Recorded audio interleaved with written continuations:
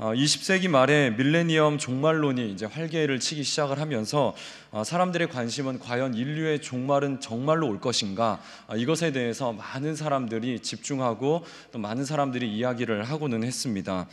90년대 말에 종말론이 활발해지면서 대표적으로 나타났던 우리가 잘 알고 있는 다미 선교회라고 하는 이런 종말론 단체가 있었습니다.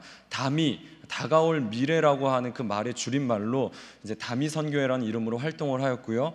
이 사람들이 주장을 했던 것은 1992년 10월 28일 이제 밤 12시가 되면은 그때 휴거가 임할 것이다, 주님이 올 것이다, 이런 주장을 퍼뜨리면서 여기에 많은 사람들이, 당시 기록에 의하면 무려 한 8,000명 가까운 사람들이 모여들었다라고 얘기를 하고 있습니다. 근데 이 당시 이것들이 얼마나 후유증이 심각했냐면은 일부 사람들은 자신의 정말 전 재산을, 이제 곧 주님이 오실 것이기 때문에 나의 재산은 다 필요 없다 이러고 재산을 다 팔아가지고 교회에다 갖다 바치고, 이단이죠, 이단에게 갖다 바치고 이제 이러한 일들이 있고는 했었습니다. 이 다미 선교의 휴거 소동이 얼마나 대단했는지 그 당시에 모 방송사에서는 그날 집회를 갖다가 직접 들어가서 이제 촬영을 해서 이걸 생중계로 내보내기도 했었는데요. 그래서 1992년 이제 10월 28일 이제 그날 저녁이 되었습니다. 밤이 되었고요. 사람들이 막 그 자리에 하나둘씩 몰려들고 막 열광적으로 이제 집회를 하고, 또 12시가 가까워올수록 사람들은 더욱더 이제 그 주님 오실 그날을 바라보면서 뜨겁게 이제 막 예배를 드리고 나아갔습니다. 자, 그리고 드디어 12시가 땡 하고 되었습니다. 아무 일도 없었습니다. 네, 아무런 일도 없었습니다. 이 밖에도 1999년에 노스트라다무스 종말론이 있었고요. 2000년엔 Y2K 종말론이 있었고, 가장 최근에는요 1912년 마야 달력 종말론이 있었습니다. 이 마야인들이 만든 달력이 있는데 이 달력이 끝나는 날짜가 1912년 12월 21일이라는 것입니다. 이날이 되면은 온 세계에 종말이 올 것이다. 그래서 그 1912년도에 우리나라에선 많이 알려지진 않았고요, 해외에서 한동안 이 종말론이 굉장히 많은 사람들에게 입을 타고는 했었습니다. 그러나 언제나 그랬듯이 마지막 날은 오지 않았습니다. 여러분, 예나 지금이나 동서고금을 막론하고 사람들은 마지막 날에 관해서 굉장히 많은 궁금증을 가지고 있습니다. 그리고 또 한편으로 사람들은 이 인류의 마지막 때가 되는 것에 대해서 굉장한 두려움을 가지고 있기도 합니다. 그리고 이러한 사람들의 심리를 이용해서요, 거짓을 전파하고 사람들을 미혹해하고 넘어뜨리는 자들도 항상 언제나 있어 왔습니다. 이와 같이 종말론에 관한 이 소문과 오해들은요, 초대교회라고 해서 없었던 것이 아니었다는 것입니다. 우리 오늘 본문으로 돌아와서 1절과 2절의 말씀을 다시 한번 읽어보겠습니다. 1절, 2절 말씀입니다. 시작.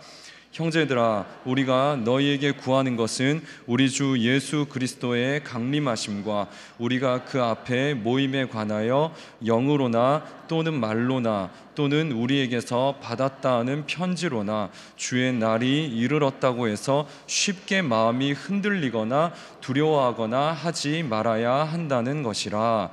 아멘. 이 데살로니가 전서와 후서를 읽어보면은요, 주께서 강림하실 때 이 표현이 계속해서 반복되는 것을 볼 수가 있습니다. 이 사도 바울이 데살로니가 교회를 세운 다음에 사람들에게 주께서 강림하시는 그날, 마지막 날에 관해서 강조하고 가르쳤다는 것을 이제 알 수가 있습니다. 사실 종말에 관한 이야기는요, 이미 구약 성경 여러 곳에서 나타나고 있습니다. 우리가 잘 알고 있는 4대 선지서가 있죠. 이사야, 예레미야, 에스겔, 다니엘, 그 다음 나머지 12개의 소선지서에는 주의 날, 여호와의 날, 그 날, 그러면서 그 마지막 날에 관한 이야기들을 담고 있는 것을 보게 됩니다. 이미 구약시대 때부터 사람들은 종말에 관해 지대한 관심을 가지고 있었다는 것이죠. 그런데 이러한 종말에 대한 관심이 이제 예수 그리스도께서 오시고 부활하시고 승천하시게 되면서 더 이상 이것이 멀리 있는 종말이 아니라 이제 임박한 종말론으로 바뀌기 시작했다는 것입니다.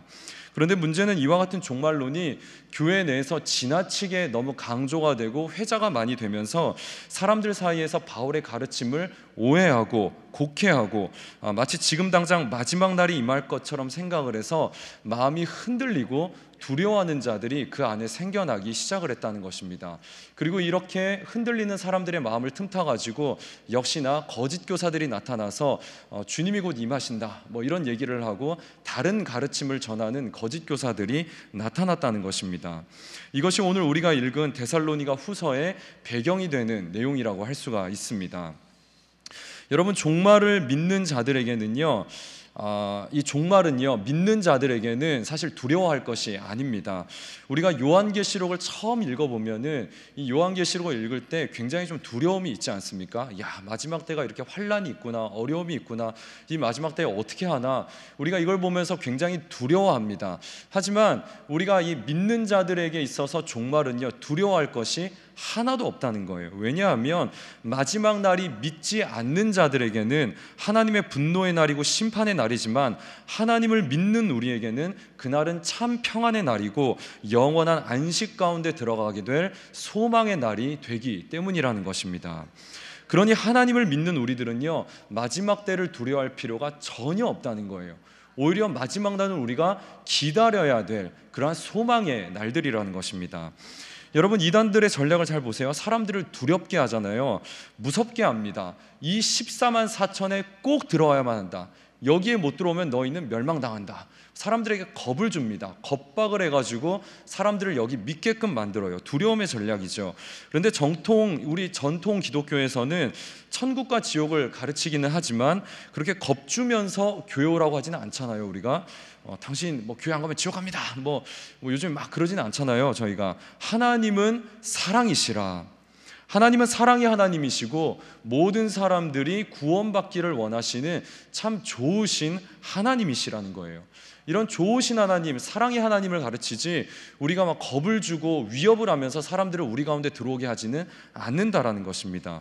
여러분, 두렵게 하는 것은요, 사탄이 좋아하는 전략이에요. 근데 가만 보세요. 세상의 모든 마케팅을 잘 보시면 두려움의 전략이 많습니다.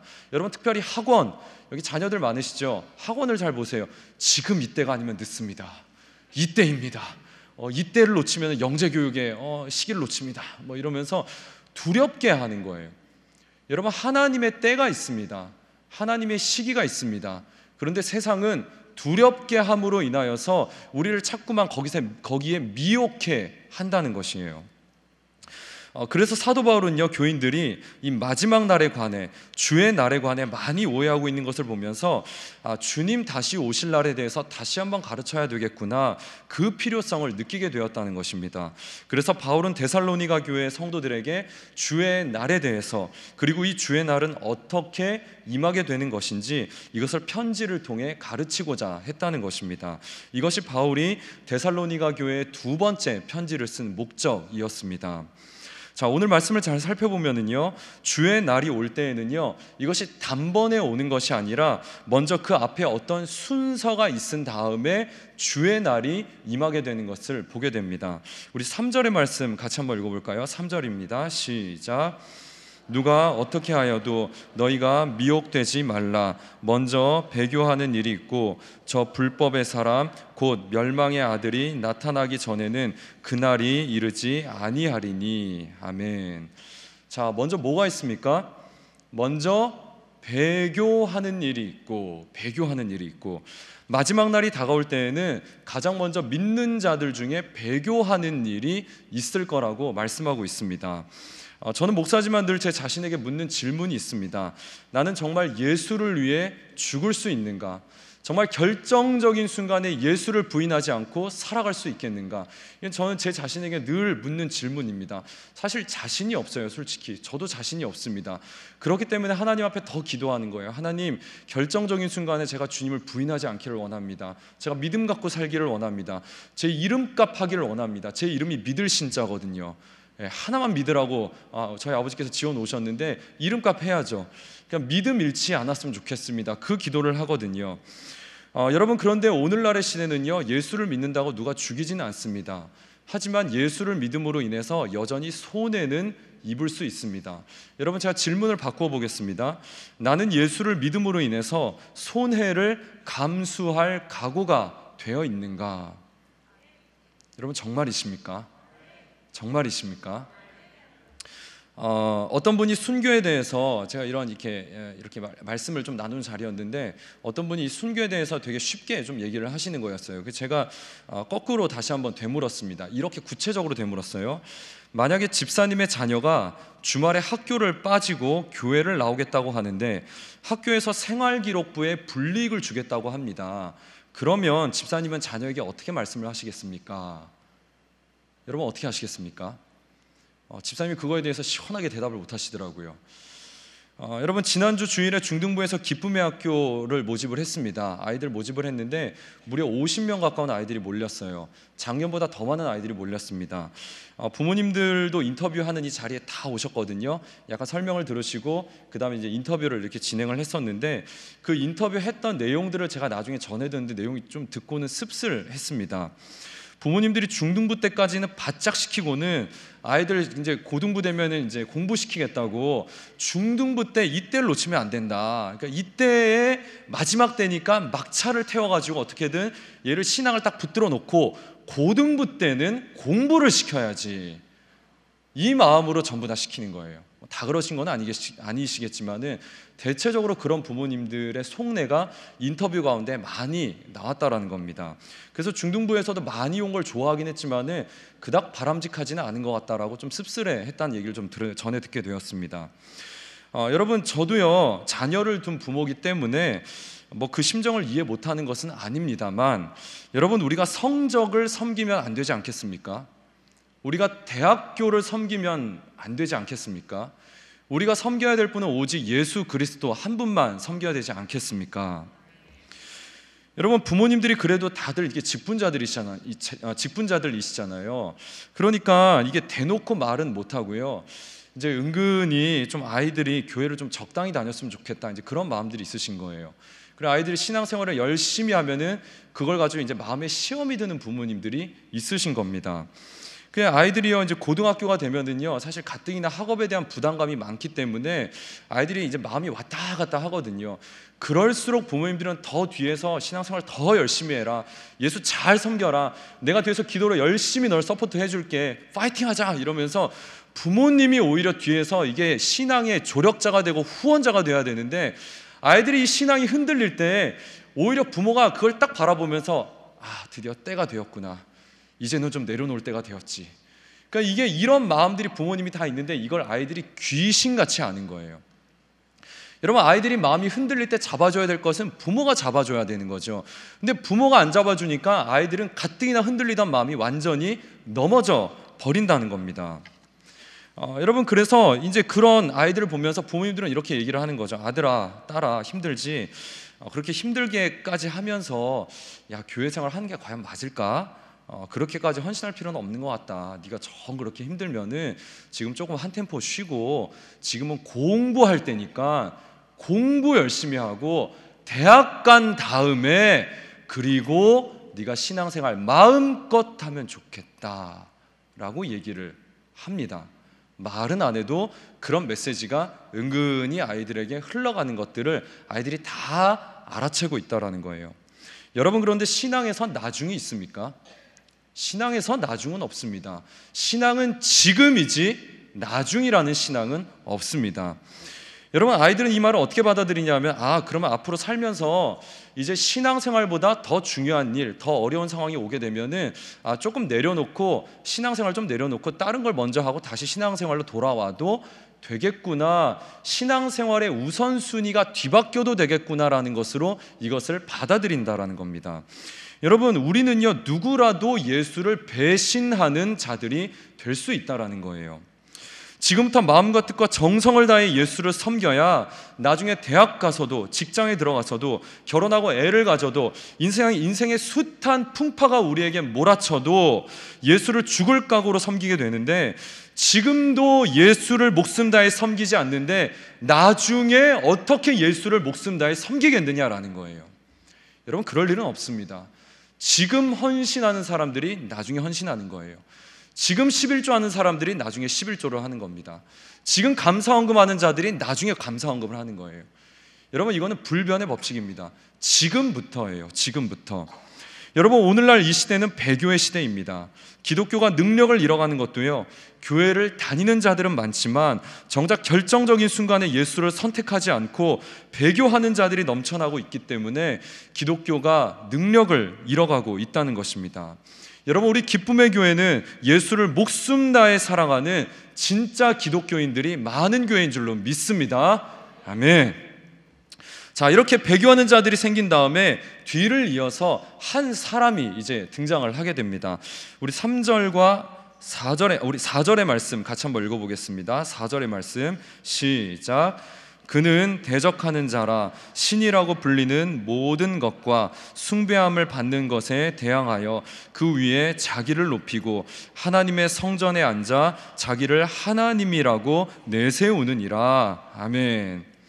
자, 먼저 배교하는 자들이 있은 다음에 한 사람이 나타납니다. 근데 이 사람은 불법의 사람이라고 그래요. 3절에 보면은. 근데 이 사람은 누구예요? 멸망의 사람, 그리고 대적하는 자라, 이렇게 말씀을 하고 있습니다. 이 불법의 사람이 누구인가에 대해서는 여러 가지 견해들이 있는데 분명한 것은요, 사도 바울이 로마 황제를 보면서 이 불법의 사람을 떠올렸다라고 하는 것입니다. 사도 바울이 선교 여행을 시작할 무렵에요, 이 로마 황제는 가이우스 칼리쿨라였습니다. 이 가이우스 황제는요, 여러 가지 문제들로 인해서 유대인들에 대해서 굉장히 격분해 있었던 상태였어요. 그래서 이 유대인들에 대해 격분한 마음을 가지고 이 황제의 신상을 갖다가 예루살렘 성전 한복판에 세워놓겠다라고 하는 계획을 세워놓게 됩니다. 근데 이 사실이 알려지면서 유대 사회가 굉장히 분노를 하게 되고요, 이것에 대해 저항을 하게 됩니다. 하나님의 성전에 다른 신상이 들어온다는 것은 사실 유대인들에게 있어서는 이건 상상도 못할 일이었거든요. 이건 굉장히 사탄적인 일이었습니다. 그래서 유대인들은 집단적으로 이 문제에 대해 반발하고 저항을 했는데, 다행히도 주 41년 1월에 가이우스 황제가 피살이 되면서 황제의 신상이 예루살렘 성전 안으로 들어오는 것은 막을 수가 있었습니다.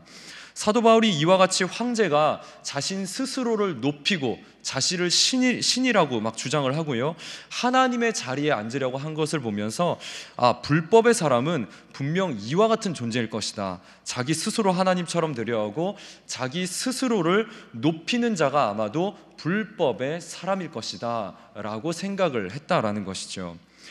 여러분, 이 불법의 사람은요, 사탄으로 보아도 좋고요, 어둠의 세력, 악의 세력, 어떤 그런 악한 세력으로 우리가 보시면 될 것 같습니다.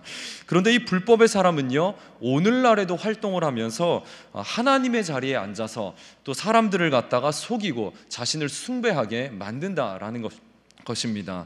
우리 9절과 10절의 말씀 같이 한번 읽어보겠습니다. 9절과 10절의 말씀입니다. 시작. 악한 자의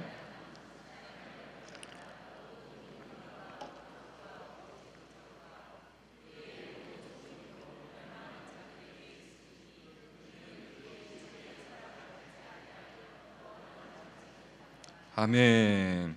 자, 사탄의 활동을 따라 모든 능력과 표적과 거짓 기적과 불의의 속임과, 여러분, 악한 자들도요, 마치 하나님과 같이 영으로 존재하고 있으면서 어떠한 능력을 베풀고 사람들을 현혹시키고 사람들을 갖다가 이렇게 자기에게 올 수 있게끔 하는 그런 탁월한 능력을 가지고 있다라는 겁니다.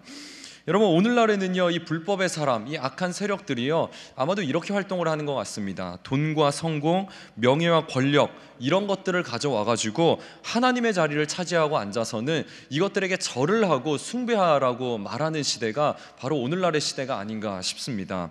천사와 같이 아주 아름다운 모습을 하고서는 우리에게 다가와서 우리를 속이고 우리에게 절하게끔 만든다라는 것이죠. 이와 같이 불법의 사람이요, 지금은 정체를 완전히 드러내고 있지는 않습니다.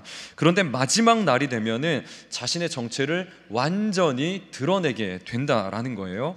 이 불법의 사람의 정체가 드러나는 그 날이 비로소 주님께서 임재하시는 그 마지막 날이 될 것이라고 사도 바울은 말씀하고 있습니다. 우리 8절의 말씀 다 같이 읽어보겠습니다. 시작. 불법한 자가 나타나리니 주 예수께서 그 입의 기운으로 그를 죽이시고 강림하여 나타나심으로 패하시리라. 아멘. 자, 마지막 날은 도대체 언제냐? 마지막 날은 그 불법의 사람, 이 악한 어떤 존재의 정체가 지금은 우리 눈에 명확히 보이지 않고 숨어서 활동하고 있고 다른 것들을 입고 활동하고 있지만은 이것이 완전히 드러날 그날이 온다라는 겁니다.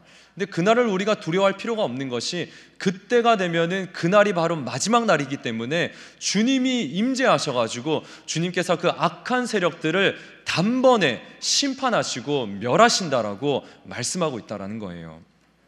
여러분, 이 날이 바로 마지막 때이고 그때가 주님께서 임재하시는 마지막 때가 될 것이라고 사도 바울은 우리에게 말씀하고 있는 것입니다.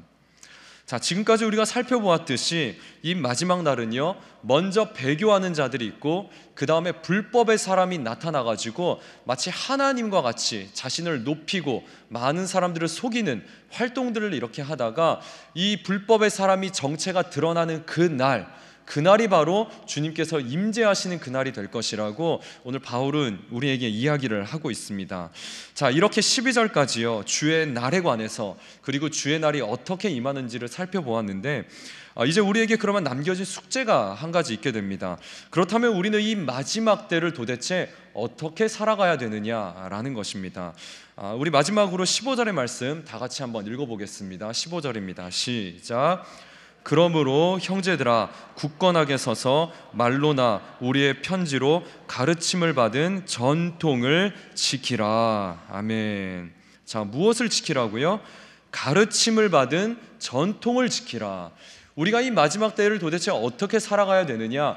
가르침 받은 대로 살라는 겁니다. 배운 대로 행하라는 거예요. 사도들이 초대교회 교인들에게 가르쳤던 전통이 있습니다. 이 전통은 무엇이냐면 크게 세 가지로 나눠볼 수 있는데요. 첫 번째는 복음이었습니다. 복음을 가르쳤고요. 예수 그리스도는 부활하셨다. 그리고 예수 그리스도는 하나님이셨다. 복음을 사도들은 가르쳤습니다. 그리고 두 번째로는 예수 그리스도께서 이 땅에 계시는 동안 어떤 사역을 하셨고 우리에게 어떤 말씀을 전하셨는지 이것을 사람들에게 가르쳤습니다. 그리고 마지막 세 번째로 이 사도들은요 그리스도인의 윤리 지침에 대해서 사람들에게 가르쳤습니다. 예수님께서 모든 믿는 자들에게 본이 되셨던 것처럼 우리도 예수 그리스도를 따라 다른 이들에게 본이 되는 삶을 살아야 한다라고 사람들에게 어떤 윤리적 삶에 대해서 가르쳤다라는 것입니다. 자, 정리해 보면은요, 가르침 받은 대로 살라는 것, 전통을 받은 대로 살라고 하는 것은요, 복음을 믿고 예수 그리스도께서 우리에게 본이 되셨던 것처럼 우리도 예수 그리스도의 말씀을 지켜 행하라는 것입니다. 배운 대로 행하라는 거예요. 지금 데살로니가 교회가 혼란스러워진 것은 배운 대로 하지 않아서 혼란해졌다는 것입니다. 가르침 받은 대로 그냥 마지막 이 시대를 좀 분별하면 되는 것이고요, 가르침 받은 대로 살아가면 마음이 흔들릴 일이 아무것도 없는데 여기에 자기 생각을 덧붙이고 거짓 교사들의 말을 듣고 자꾸만 자기가 배운 것과는 상관없는 것들을 덧붙이면서 이야기를 하다 보니까 이 교회가 혼란 가운데 빠져들게 되었다라는 것입니다. 여러분, 우스갯소리로 이런 이야기가 있지 않습니까? 광고 제대로 못 들어서 구원 열차 못 탔습니다. 뭐 이런 이야기를 하지 않습니까? 잘 듣고 배운 대로 행하면 우리의 삶에 아무런 문제가 없다는 거예요. 이제 말씀을 맺습니다. 신명기 23장 32절에 다음과 같은 말씀이 있습니다. 우리 신명기 12장 32절 말씀 같이 한번 읽어보겠습니다. 시작. 내가 너희에게 명령하는 이 모든 말을 너희는 지켜 행하고 그것에 가감하지 말지니라. 아멘. 여러분, 이 말씀은요 비슷한 말씀이 요한계시록 마지막에도 나옵니다. 너희는 이 말씀에 한 자라도 더하거나 빼지 말라. 여러분, 하나님이 우리에게 주신 말씀 그대로, 교회 지도자들이 우리에게 가르친 그대로 우리가 배운 대로 행하면 우리의 삶에 아무런 문제가 없다라는 거예요. 악한 세력들이 우리를 흔들 염려가 없다라는 것입니다. 여러분, 소란하고 혼란한 마지막 시대입니다. 우리에게 주어진 이 말씀 그대로, 또 교회 지도자들이 우리를 가르치는 그대로 예수를 더욱 잘 믿으시고 불법의 사람들을 경계하시고 이 마지막 시대를 믿음으로 하루하루 성실하게 살아가시는 저와 여러분들이 되시기를 주님의 이름으로 축원합니다.